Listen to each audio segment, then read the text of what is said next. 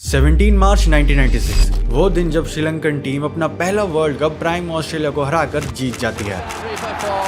What a victory for the Sri Lankans. उस time जहां cricket में ऑस्ट्रेलिया का राइज हो रहा था, जो कि आगे जाके 3 वर्ल्ड कप्स लगातार जीतने वाली थी। Australia have won the World Cup. उसी टीम को 1996 के वर्ल्ड कप में श्रीलंकन टीम ने रोक दिया था। उस टाइम किसी को भी नहीं पता था कि इसके बाद श्रीलंका के कितने लेजेंडरी प्लेयर्स निकलेंगे और आगे जाके वे सभी हिस्ट्री बनाएंगे। Lifetime ambition achieved here at Lord's today by Kumar Sangakkara. लेकिन 27 साल बाद 2024 में उसी श्रीलंकन क्रिकेट टीम के बोर्ड को आईसीसी द्वारा सस्पेंड कर दिया जाता है। एंड यही नहीं, पिछले 10 सालों में जितना बुरा डाउनफॉल इस टीम का आया है वो 1996 में कोई सोच भी नहीं सकता था। ICC has suspended Sri Lanka cricket. जिस टीम का कंपैरिजन प्राइम वेस्ट इंडीज और ऑस्ट्रेलिया से किया जाता था, वही टीम आज ढंग से टॉप टीम्स को टक्कर भी नहीं दे पा रही है और हर टूर्नामेंट में लास्ट पे फिनिश कर रही है। टूर्नामेंट जीतना तो बहुत दूर की बात है। तो आखिर ऐसा क्या हुआ कि जिस श्रीलंकन टीम में सनत जयसूर्या, कुमार संगकारा, मुथैया मुरलीधरन जैसे लेजेंड्स खेला करते थे, वही टीम आज की डेट में अपने लोएस्ट पॉइंट से गुजर रही है।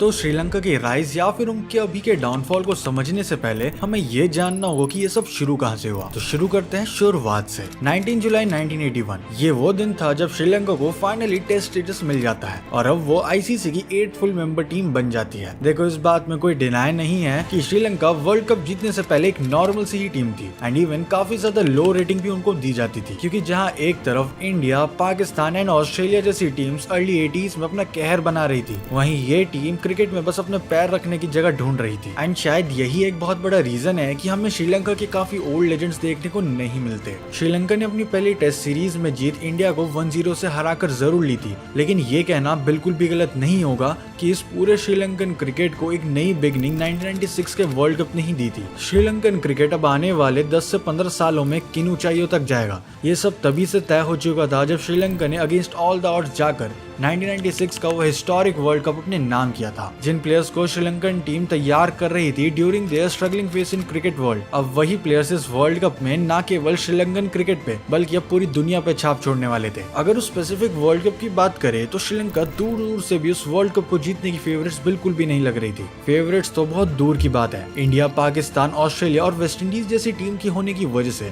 श्रीलंका को कोई कंसिडर भी नहीं कर रहा था। लेकिन उस वर्ल्ड कप में जो हुआ वो सबके उम्मीदों के बियॉन्ड था। ना ही केवल श्रीलंकन कैप्टन अर्जुना रानातुंगा ने कमाल की कैप्टनसी करी थ्रू आउट द टूर्नामेंट, लेकिन जिस हिसाब से रानातुंगा ने अपने प्लेयर्स को यूज किया वो काफी काबिले तारीफ था। फिर चाहे वो सनत जयसूर्या और रोमेश कालू वितराना को ओपनिंग करने को प्रमोट करना हो या फिर अपने मेन बॉलर मुथैया मुरलीधरन से बॉलिंग करवाना, ये सब डिसीजन लेके श्रीलंका ने इस पूरे वर्ल्ड कप में कन्विंसिंग परफॉर्मेंस दी और सेमीफाइनल में इंडिया को और फाइनल में सबकी फेवरेट्स ऑस्ट्रेलिया को हराकर श्रीलंका ने सबको बता दिया था why they deserve this world cup. Jayasuriya को बैटिंग में प्रमोट करते ही उन्होंने जो रनों का अंबार लगाया वो काफी नेक्स्ट लेवल था और अरविंदा दे सिल्वा की वो ऑल राउंड पारी फाइनल में, जिसमें उन्होंने बॉलिंग करते हुए 3 विकेट लेने के साथ साथ चेस करते टाइम शतक भी लगा दिया था। ये एक ऑलराउंड परफॉर्मेंस थी जो कि श्रीलंका के सबसे इंपॉर्टेंट टाइम पर काम आई। श्रीलंकन क्रिकेट टीम का वो वर्ल्ड कप जीतने के बाद ही मानो उस देश में क्रिकेट की एक नई लहर सी दौड़ पड़ी हो, जहाँ उस पूरे देश का यूथ अपने आइडल्स जयसूर्या और अरविंदा दे सिल्वा को मानने लग गए थे और अब अगले 8 से 10 साल श्रीलंकन क्रिकेट से कोई नहीं छीनने वाला था। उस वर्ल्ड कप में श्रीलंका के जो राइजिंग स्टार्स थे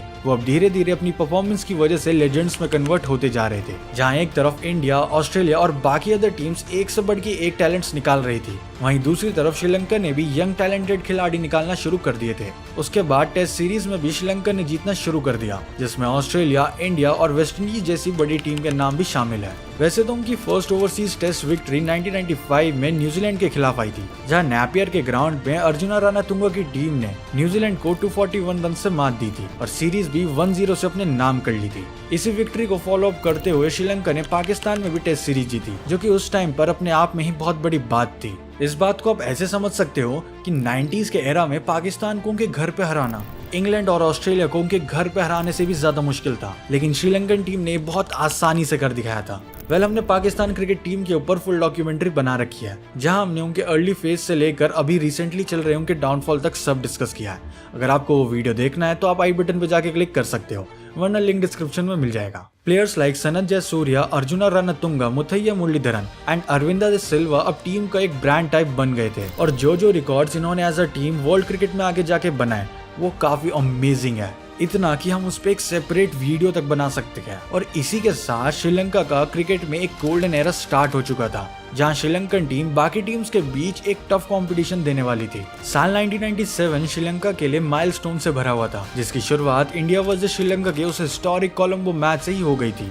2 अगस्त 1997 श्रीलंका और इंडिया कोलंबो में टेस्ट मैच खेलने उतरती है, जहां पहली इनिंग में बैटिंग करते हुए इंडियन टीम ने मैसिव 537 रन्स का टोटल खड़ा कर दिया था। ऐसा लग रहा था कि अगर श्रीलंका के विकेट जल्दी गिरने शुरू हो गए तो ये मैच इंडिया आसानी से जीत सकती है, लेकिन ऐसा कुछ भी नहीं होता और श्रीलंकन टीम इंडियन बॉलर्स की कमर तोड़ के रख देती है, जहां Sanath Jayasuriya record breaking triple century जड़ देते हैं, जिसमें वो टोटल 340 रन्स बनाते हैं और श्रीलंकन टीम अपनी बैटिंग में 952 रन्स बना देती है, जो कि अब तक टेस्ट क्रिकेट में हाईएस्ट टोटल का रिकॉर्ड है। एंड ये रन्स पूरे मैच के रन्स नहीं है, ये बस एक इनिंग के रन है और इस रिकॉर्ड को 27 साल से भी ज्यादा हो चुका है एंड अब भी कोई टीम इस रिकॉर्ड के आसपास तक नहीं पहुंच पाई है। जहां पे एक तरफ जयसूर्या बैटिंग में कमाल दिखा रहे थे, वहीं दूसरी तरफ मुथैया मुरलीधरन दुनिया के बेस्ट बॉलर बनते जा रहे थे। उसी साल उन्होंने इंडिया को फाइनल में हराकर एशिया कप भी जीता था और बायलैटरल सीरीज में तो वो कंसिस्टेंटली जीत ही रहे थे। साल 1998 आते आते श्रीलंका के एक और फास्ट बॉलर चमिंडा वास का राइज होना शुरू हो गया था, जो कि बताने की जरूरत नहीं है कि वो आगे जाके कितने बड़े लेजेंडरी बॉलर्स में से एक बनने वाले थे।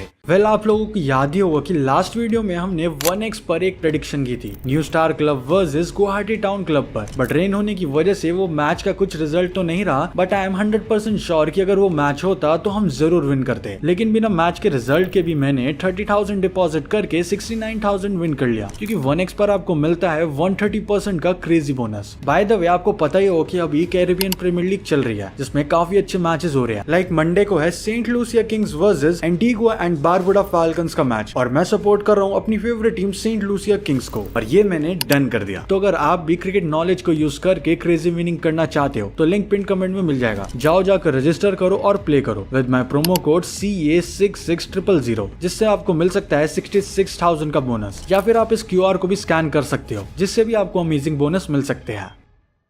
अगले 3 से 4 साल श्रीलंका के लिए लेजेंडरी साबित होते हैं। अर्जुना रणतुंगा तो रिटायरमेंट के नजदीक जा ही रहे थे, लेकिन टीम में एक्सपीरियंस प्लेयर्स भी थे आगे टीम को संभालने के लिए और इसी पॉइंट पे यंग प्लेयर्स लाइक महिला जयवर्धने और कुमार संगकारा भी टीम में धीरे धीरे अपनी जगह बना रहे थे। 1999 में टीम की कैप्टनसी सनथ जयसूर्या ने संभाली थी और इसके बाद पूरी टीम का सबसे बड़ा शॉकिंग मोमेंट तब आया जब 1999 के वर्ल्ड कप में श्रीलंका ग्रुप स्टेज से बाहर हो जाती है, जहाँ पे एक तरफ श्रीलंका में इतने टैलेंटेड प्लेयर्स आ रहे थे, वहीं पे इस वर्ल्ड कप में श्रीलंका डिफेंडिंग चैंपियंस होते हुए वो कमाल नहीं दिखा पाई जो उन्हें दिखाना चाहिए था एंड इस परफॉर्मेंस से उनके सभी फैंस बहुत डिसअपॉइंट हो चुके थे। श्रीलंका का वहां से मानो एक रीबिल्डिंग फेज चालू हो गया, जहां जयसूर्या की लीडरशिप के अंडर श्रीलंका अपने मैक्सिमम पोटेंशियल को अचीव करने में लगी हुई थी। श्रीलंका के लिए सबसे अच्छी बात यह थी कि जितने भी प्लेयर्स अब श्रीलंकन टीम में आ रहे थे वो सब के सब आउटस्टैंडिंग एंड टैलेंटेड थे और श्रीलंका को उसके रिजल्ट्स भी दिखने स्टार्ट हो गए थे। पहले साल 2000 की चैंपियंस ट्रॉफी में सेमीफाइनल तक जाना और उसके बाद साल 2002 में चैंपियंस ट्रॉफी में इंडिया के साथ जॉइंट विनर बन जाना। और इसी के साथ अगर हम जयसूर्या, जयवर्धने और मुरलीधरन के प्राइम को भी ऐड कर देते हैं तो अब इस टीम को रोकना नामुमकिन सा बनता जा रहा था। 2003 के ओडीआई वर्ल्ड कप में भी ये टीम सेमीफाइनल्स तक पहुंचती है, लेकिन वहां उन्हें प्राइम ऑस्ट्रेलिया सेमीफाइनल में बाहर कर देती है। लेकिन पिछले वर्ल्ड कप के मुकाबले इस वर्ल्ड कप में उन्होंने काफी अच्छी टक्कर दी थी बाकी टीम्स को एंड उसी के अगले साल वो एशिया कप भी जीत जाते हैं। 2003 के वर्ल्ड कप के बाद जयसूर्या ने कैप्टनसी छोड़ने का डिसाइड करा और पूरी टीम की कमान अब 34 साल के मारवन अटापुट्टू पे आ गई। हालांकि 2004 में जयसूर्या को वापस से कैप्टन बना दिया गया, लेकिन बात कुछ बनी नहीं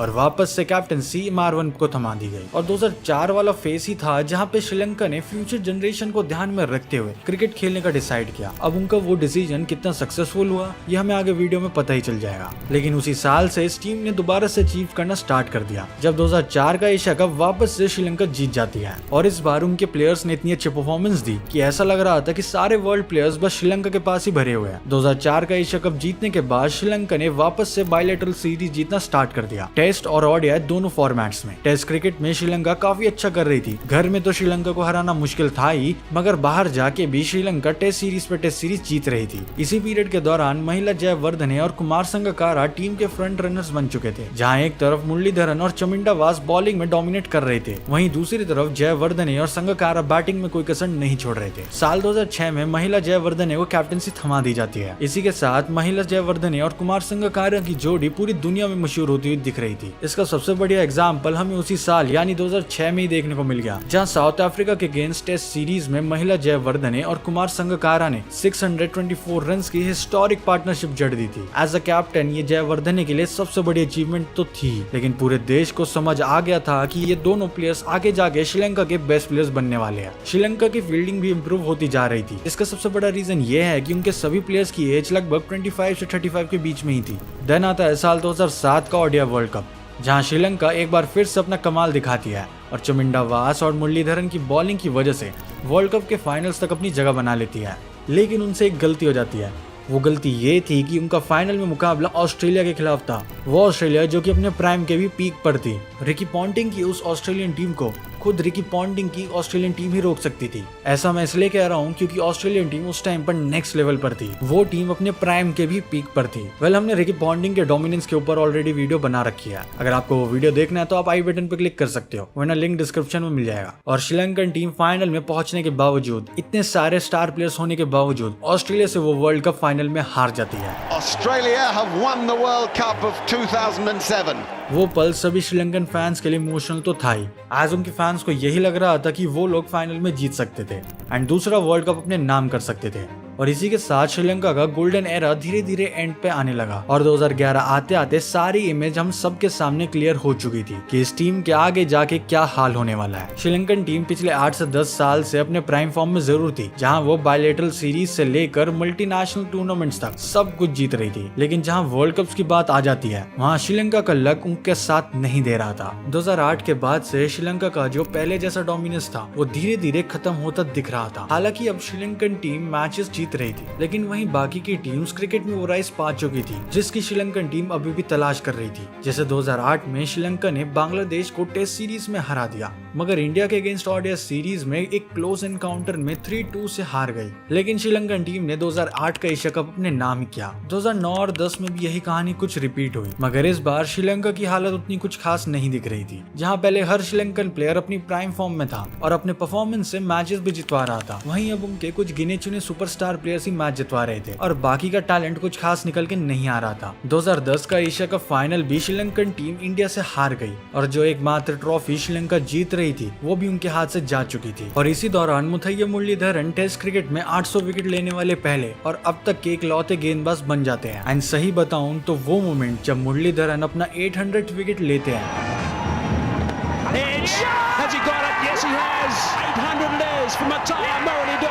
वो हर एक क्रिकेट फैन के लिए मेमोरेबल मोमेंट था। देखते ही देखते साल 2011 आ जाता है और 2011 में फिर से वही कहानी रिपीट होती है जो कि श्रीलंका के लिए पिछले 2 वर्ल्ड कप से रिपीट हो ही रही थी। कुमार संगकारा टीम की कैप्टनसी करते हैं और श्रीलंकन टीम उस वर्ल्ड कप में एज यूजुअल ग्रुप स्टेजेस में काफी अच्छा परफॉर्म करती है, इतना कि उन्हें फाइनल में पहुंचने तक कोई भी दिक्कत नहीं आती। और फाइनल में क्या होता है ये हम सबको पता ही है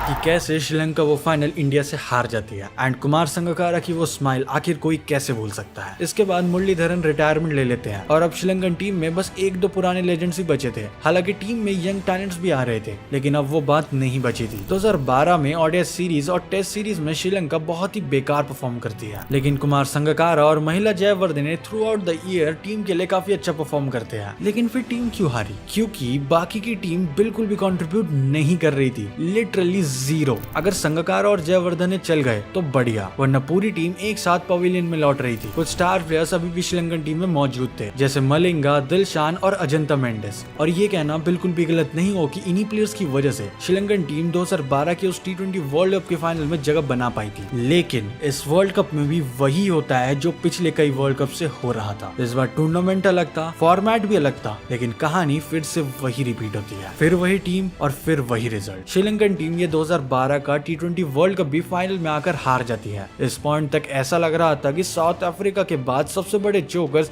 श्रीलंका ही है, लेकिन श्रीलंकन टीम ने हार नहीं मानी और अगले साल हुए चैंपियंस ट्रॉफी में भी कमाल दिखाया, मगर सेमीफाइनल में इंडिया से हार कर वो बाहर हो गए। अब ऐसा लग रहा था कि क्रिकेट मानो श्रीलंका से धीरे धीरे दूर जा रही हो और जैसे पहले श्रीलंका हर एक मैच को डोमिनेट करते हुए नजर आती थी, अब वैसा बिल्कुल भी नहीं था। इनफैक्ट कई लोगों ने तो श्रीलंकन टीम को मिनोस का टाइटल भी देना शुरू कर दिया था, लेकिन किसी को भी इस बात की बिल्कुल भी खबर नहीं थी कि 2014 में श्रीलंका कैसे सबको गलत प्रूफ करने वाली थी और साथ में अपने सबसे बुरे डाउनफॉल की भी शुरुआत करने वाली थी। श्रीलंका ने 2014 में इंडिया को हराकर अपना पहला T20 वर्ल्ड कप और कई सालों में अपनी पहली ICC ट्रॉफी जीत ली थी। एंड इसी फाइनल मैच में जहां पर एक तरफ श्रीलंका ने अपने कई सालों का ड्रॉट खत्म किया था, वहीं पर इंडिया का ड्रॉट ट्रॉफीज के लिए स्टार्ट हो जाता है, जो कि साल 2024 तक चला। इन 11 सालों में इंडिया श्रीलंका की तरह ही परफॉर्म कर रही थी, ग्रुप स्टेज में काफी अच्छा परफॉर्म करना और डोमिनेट करना, पर नॉकआउट मैच में आकर हार जाना। एंड इसी वजह से इंडियन टीम को चोकर्स का टैग भी मिल गया था, जिसके बारे में हमने ऑलरेडी वीडियो बना रखी है। अगर आपको वो वीडियो देखना है तो आप आई बटन पे क्लिक कर सकते हो, वरना लिंक डिस्क्रिप्शन में मिल जाएगा। सभी श्रीलंकन फैंस काफी खुश थे जब उन्होंने वो T20 वर्ल्ड कप जीता, मगर इसके बाद तो फिर चाहे वो श्रीलंकन क्रिकेट फैन हो या फिर क्रिकेट एक्सपर्ट, श्रीलंका के आने वाले डाउनफॉल को भुला नहीं चाहेगा। उसी साल पहले पाकिस्तान के खिलाफ टेस्ट सीरीज में अपने घर पर हार जाना और उसके बाद 2015 के ओडीआई वर्ल्ड कप में क्वार्टर फाइनल में एग्जिट। इस श्रीलंकन टीम का डाउनफॉल अब ऑफिशियली स्टार्ट हो चुका था और ये सब ने एक्सेप्ट कर लिया था। 2015 में ही इंडिया से टेस्ट सीरीज में हार जाना और वो भी अपने ही घर पर। ऐसी ह्यूमिलिएशन जो कि पिछली बार ठीक 1993 में हुई थी, वो डायरेक्ट 2015 में हो रही थी।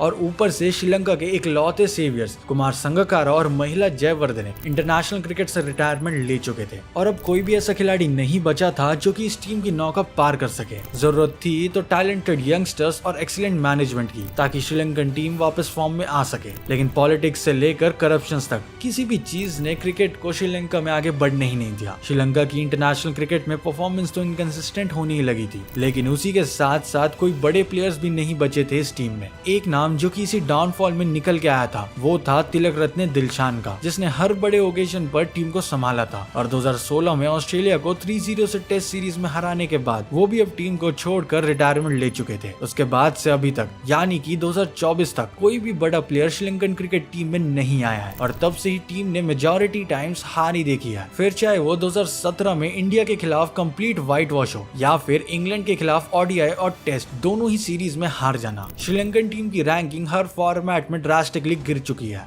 और हद तो तब हो गई जब 10 नवंबर 2023 के ओडीआई वर्ल्ड कप के बीच में, जहां श्रीलंका वैसे ही कुछ अच्छा नहीं कर रही थी, वहां पर आईसीसी ने श्रीलंकन क्रिकेट बोर्ड को सस्पेंड कर दिया फॉर वायलेटिंग द रूल्स। अब भला इससे बुरी चीज किसी भी क्रिकेट प्लेइंग नेशन के लिए क्या ही हो सकती है, जहां एक तरफ आपकी टीम अच्छा परफॉर्म नहीं कर पा रही हो और वहीं आपको बीच वर्ल्ड कप में सस्पेंड कर दिया जाए। That's like a nightmare. ICC tournament जीतना तो छोड़ो, मगर 2016 से श्रीलंका किसी भी आईसीसी टूर्नामेंट के नॉकआउट स्टेज तक भी नहीं पहुंच पाई है। इसी बीच श्रीलंका ने 2022 का एशिया कप भी जीता, लेकिन कौन मानेगा यही सेम टीम 2023 में इंडिया के खिलाफ 2 बार 50 के स्कोर पर ऑल आउट हो गई। एक बार एशिया कप में जो कि खुद उनके देश में था और एक बार ओडीआई वर्ल्ड कप में। ये सब सुनने में कितना अजीब लगता है। जो टीम क्रिकेट में एक टाइम पर सबको डोमिनेट कर रही थी, उसका अब ये हाल हो चुका है। लेकिन जो सच है वो सच है और श्रीलंकन टीम की रैंकिंग से लेकर वर्क कल्चर तक सब कुछ गिर चुका है और श्रीलंका जैसी पहले टीम हुआ करती थी, अब वो बिल्कुल भी वैसी नहीं रही है। अब प्रॉब्लम अगर बस उनकी परफॉर्मेंस में होती